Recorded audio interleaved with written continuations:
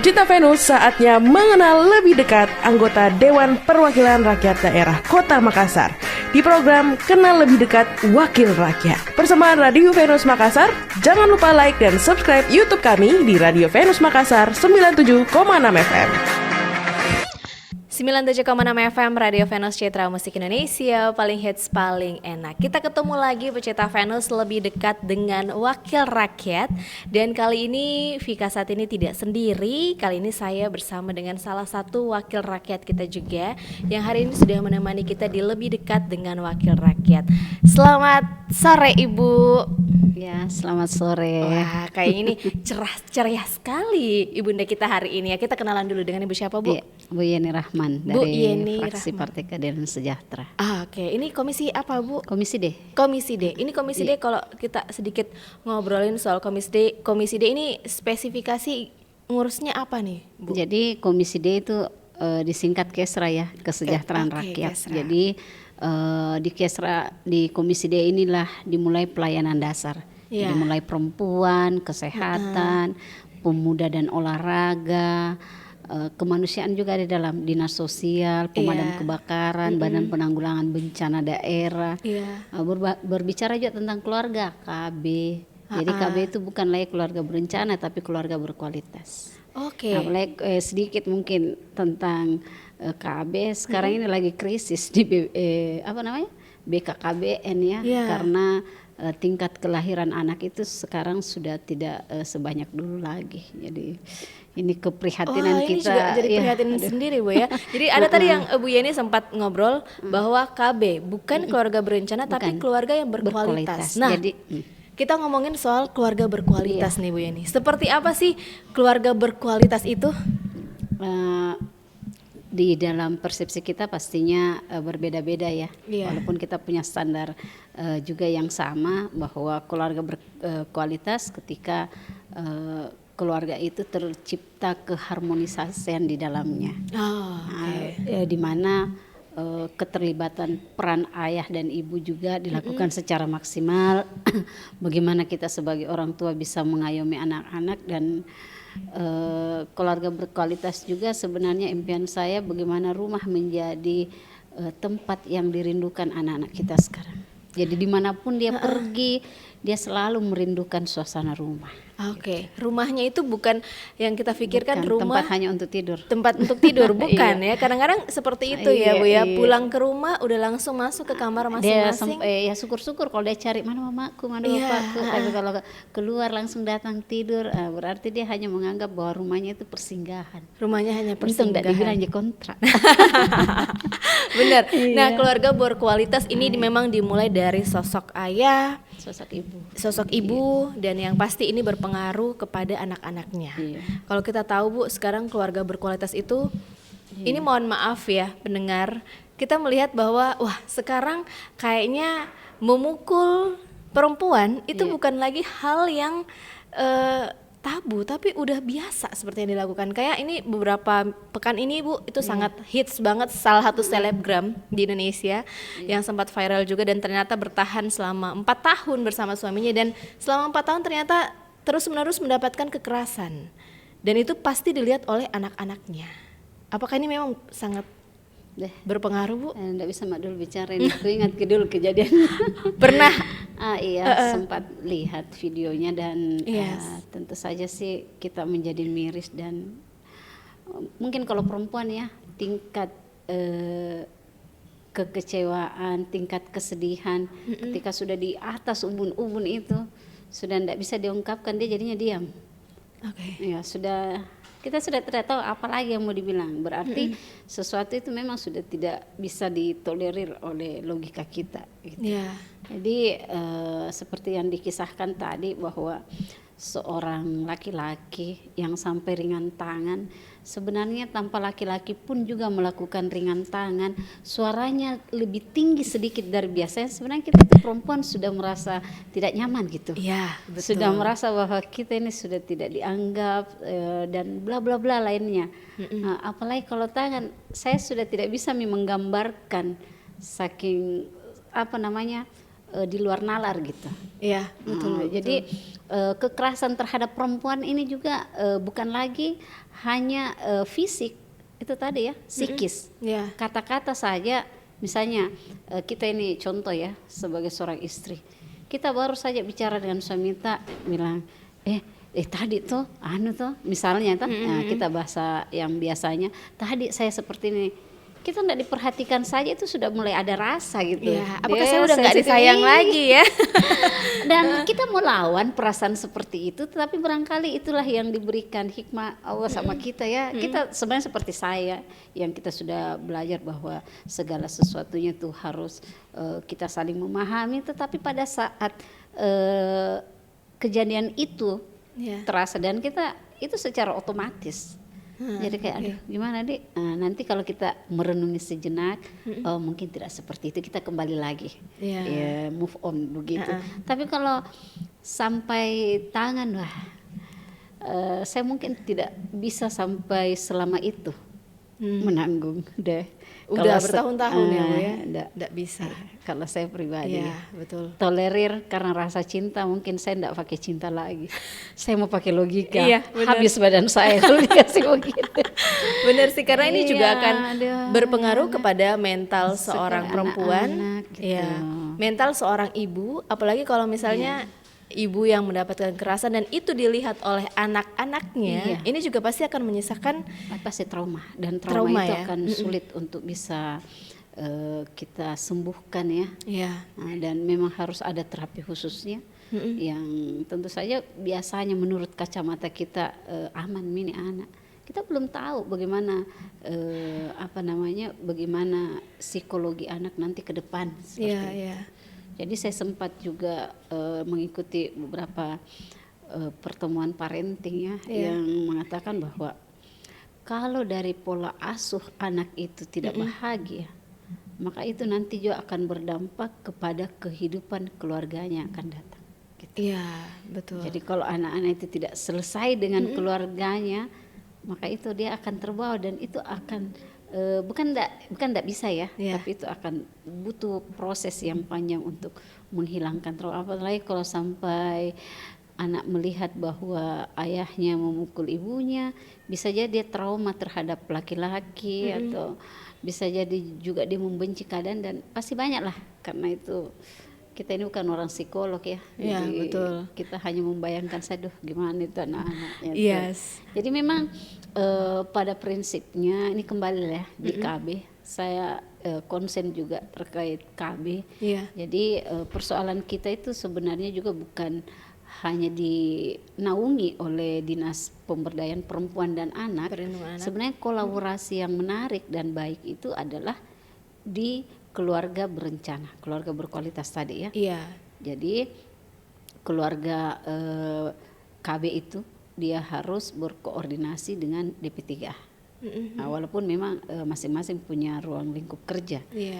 Kalau di KB itu lebih kepada bagaimana memberikan edukasi kepada sebuah keluarga. Keluarga ini juga kita mengenal sebenarnya ada 3 tribina. Bina keluarga lansia, bina keluarga remaja, dan bina keluarga saya lupa ya apa yang satunya itu. Jadi bagaimana sebuah keluarga ketika dia punya anak, bagaimana posisi orang tua dalam mengedukasi anaknya yang remaja. Nah ini konsen jadi ini maksud saya persoalan itu dimulai dari keluarga, maka harus diselesaikan juga dari keluarga. Karena keluarga mulai itu lingkungan terkecil.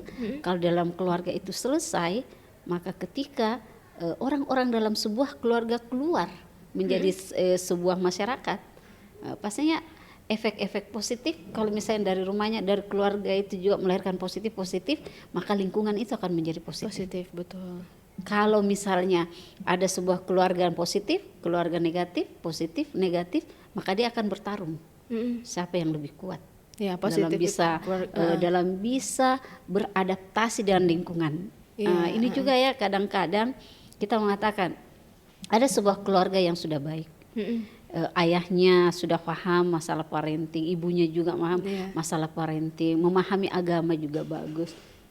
kenapa tiba-tiba seorang anaknya itu jadinya tidak bagus.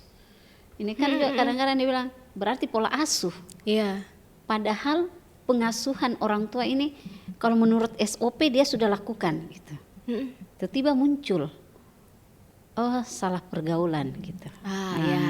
Jadi disalahkan adalah lingkungan yang tidak bagus. Barangkali bisa jadi juga. Tetapi sebenarnya poin yang paling pentingnya adalah memang dimulai dari diri anak itu sendiri. Karena kita tidak bisa menyalahkan lingkungan. Karena biar bagaimanapun suka tidak suka kita akan berinteraksi dengan lingkungan. Ini lagi saya belajar juga nih. Bagaimana itu mematahkan cara berpikir orang yang selalu menyalahkan bahwa kesalahannya itu adalah lingkungan. Walaupun itu juga benar ya. Memang kalau ekstrimnya sih kita harus hijrah. Jangan ke tempat yang tidak baik. Diibaratkan bahwa ketika kita bergaul dengan penjual minyak wangi, maka kita akan terkena wanginya. Kalau kita berada pandai besi, kita akan terkena percikannya gitu. Tapi kalau saya juga bisa mengatakan bahwa ini memang tergantung daripada anak itu sendiri. Tergantung dari anaknya. Apalagi ini tadi kalau ada Tridharma itu yang lansia, Tribina. Oh Tribina, lansia sama remaja. Nah remaja ini yang kadang-kadang agak sulit kita arahkan Bu ya. Ini karena pertama mungkin karena dari keluarganya. Yang satu kalau tidak salah itu balita ya. Oh balita. Nah, jadi yang punya anak masih kecil, yang remaja dan yang lansia. Nah ini remaja yang biasanya juga jadi konsennya kita. Oh iya, ini yang paling berat. Apalagi remaja perempuan. Iya. Nah ini seringkali nih remaja perempuan yang kita pikir agak sedikit kalau kita mungkin sebagai seorang ibu agak takut ya punya anak perempuan karena banyak dampak-dampaknya kita juga merasa Bu, ya? sudah aman kalau dia sudah menikah. Bener sekali Bu, bener sekali. Tapi kan tidak mungkin juga kita panggil lamar anak. Iya benar. Karena menjaga anak perempuan itu lebih sulit ya Bu ya katanya ya. Tapi sekarang kayaknya sama deh. Memelihara anak laki-laki juga sama. Iya. Karena kenapa anak laki-laki ini kan yang kita khawatirkan nafsa itu ya. Iya. Yang narkoba dan lain sebagainya. Jadi sekarang konteksnya bahwa memelihara anak laki-laki dan perempuan itu sama beratnya. Sama beratnya. Kalau persepsi saya ya, Iya. yang saya rasakan sama-sama berat. Sama-sama Kan berat. dulu pikiran orang tua kita kalau anak perempuan itu bahaya karena nanti ada efeknya gitu. Iya. Kalau anak laki-laki itu tidak ada efeknya. Isaba bilang perempuan pasti berefek karena laki-laki kan. Iya. Jadi ngeri-ngeri semuanya menurut saya. Nah ini Bu kalau dari Komisi D sendiri, apakah ada penanggulangan khusus untuk anak-anak remaja? Mungkin ada pembinaan mungkin ke sekolah-sekolah dari dinas-dinas terkait? Oh iya, jadi pastinya ketika sebuah program digulirkan oleh pemerintah kota, ya harus sinkron dulu ya sama OPD.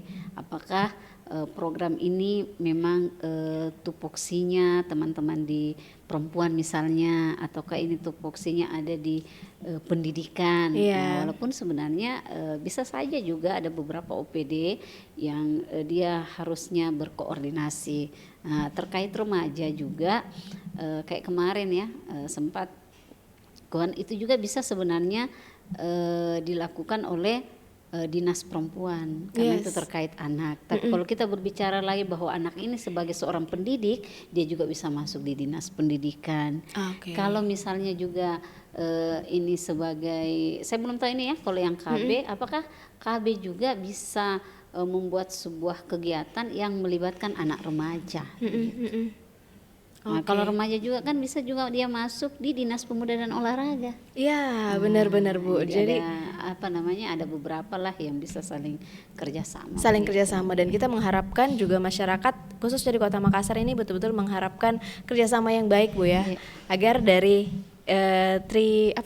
Tribina dari balita, remaja sampai lansia ini benar-benar bisa diatasi dengan sebaik mungkin. Kalau bina lansia artinya sebuah keluarga yang memiliki orang tua yang lansia gitu. Orang tua yang lansia gitu ya. Bagaimana dia mendampingi orang tuanya.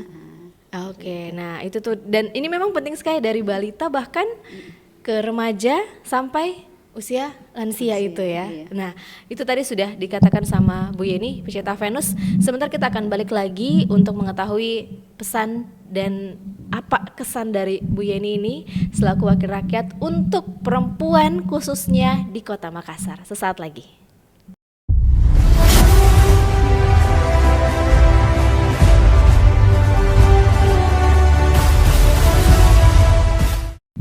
Sembilan 97,6 FM Radio Venus Citra Musik Indonesia, paling hits paling enak. Kita balik lagi pecinta Venus, terus sekali tadi obrolan kita bersama dengan Bu Yeni dari Komisi D ya, yang membahas soal kesejahteraan rakyat. Tadi kita lebih membahas soal bagaimana perlindungan terhadap perempuan dan juga anak gitu ya Bu ya. Tadi sudah kita bahas lebih banyak sama Bu Yeni, dan kali ini kita pengen dengar dari Bu Yeni sendiri mungkin kata-kata spesial untuk para perempuan di Kota Makassar, Bu Yeni. Kata-kata spesial untuk perempuan, waduh banyak sekali. Banyak ya. Kita akan dengarkan ya. Ya, ini sebenarnya juga tantangan buat saya. Saya kebetulan memiliki 3 anak perempuan. Ya, sudah balik 3 dan pesan-pesan saya buat ketiga putri saya bahwa mereka itu harus mandiri. Sekarang juga saya melihat anak-anak itu dia tidak bisa hidup tanpa temannya gitu. Oke. Nah, karena saya dengar juga dari ponakan yang memiliki anak tidak mau kerja kalau tidak ada temannya gitu. Ini kan juga agak ribet. Jadi bukan berarti kita tidak boleh punya teman, tetapi kita keberhasilan kita jangan ditentukan oleh teman kita gitu. Nah, artinya kita menunggu ada teman kita dulu baru berhasil, jangan. Istilahnya kita bergantung dengan orang lain ya, bergantung sama orang lain. Saya juga terinspirasi dari anak gadis saya yang paling bungsu. Saya juga heran, ini anak kayaknya tidak punya masalah gitu. Ternyata dia bilang begini, Mak, kalau ada masalah tak selesaikan sendiri, jangan melibatkan orang lain untuk menyelesaikan masalah. Asik. Padahal kelas 5 SD. Jadi kalau punya masalah, jangan melibatkan orang lain. Selesaikan masalahmu sendiri. Jadi itu yang saya ajarkan kepada anak gadis saya. Dan yang kedua, kalau terkait jodoh ya, ini kan biasa banyak perempuan, saya juga termasuk salah satu perempuan yang agak lambat ketemu dengan jodohnya. Tetapi prinsip saya, karena saya sering mengikuti pengajian-pengajian, saya memang tidak pernah pacaran. Nah, jadi ketika kita bertemu, cinta itu bisa dipupuk gitu. Apa kata lagunya? Cinta itu penuh dengan logika, apa kan? Pernah ada lagunya? ada sih Bu, ada benar. Jadi saya menempatkan sesuatu itu dulu mulai dari iman. Saya ingat guru spiritual saya mengatakan, kalau kau mendapatkan jodoh, jodoh itu adalah cerminanmu. Beratnya ini bahasanya gitu. Apa yang dimaksud dengan cerminan jodoh kita adalah kalau kita mau baik dapat jodoh, yang harus kita perbaiki diri kita. Gitu. Jadi kan kita bilang, orang juga bilang, susah itu dapat jodoh kalau kita tidak pacaran. Mana orang lihat Ki? Kita lupa bahwa ada Allah yang mengatur pertemuan kita. Saya lebih spiritual kayaknya. Iya, bener sih. Tapi bener sih yang katanya Bu Yeni ya. Jadi kan ada orang takut. Ini anak untuk para anak gadis ya. Apalagi sekarang ini dia suka sekali yang muka gagah, ya wajar lah menurut saya. Apalagi muka-muka Korea, kayaknya gimana sekali kalau lihat, kerennya. Itu aja bisa berubah seiring bertambahnya usia Bu ya. Tapi karakter ini yang memang harus kita lihat dulu. Bagaimana kita bisa melihat karakter orang? Pastinya kita tidak akan pernah bisa tuntas melihat karakter laki-laki, tetapi Allah yang Maha mengetahui bagaimana karakter orang itu. Jadi yang harus kita lakukan adalah mendekatkan diri pada Allah sebagai seorang perempuan. Gitu.